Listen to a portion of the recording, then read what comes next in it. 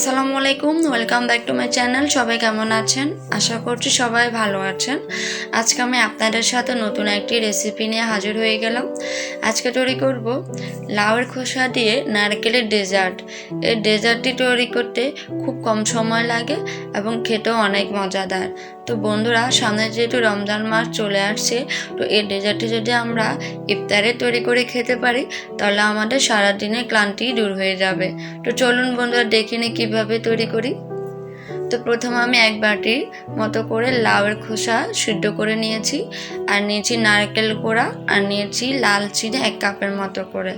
আপনারা এখানে সাদা চিনি অথবা গুড় দিয়েও এই ডেজার্টটি তৈরি করতে পারবেন। তো এ পর্যায়ে আমি চলে যাচ্ছি।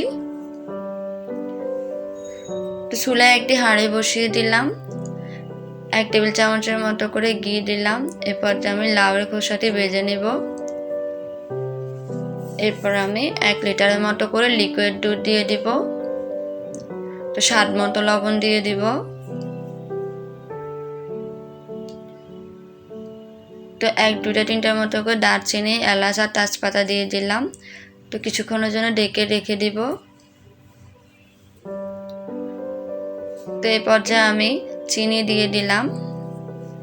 তো ভালো করে নেড়ে নিচ্ছি। তা আবার ঢেকে দিয়ে আবার তুলে নিলাম। তো এই পর্যায়ে আমি নারকেল কোড়াটি দিয়ে দিব। তা আবার ঢাকনা দিয়ে রেখে দিব। এটি ঘন হয়ে আসা পর্যন্ত অপেক্ষা করব।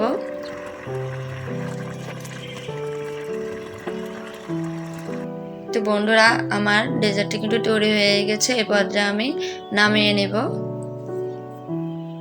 তো তৈরি হয়ে গেল আমার লাউয়ের খোসা দিয়ে নারকেলের মজাদার এই ডেজার্টটি।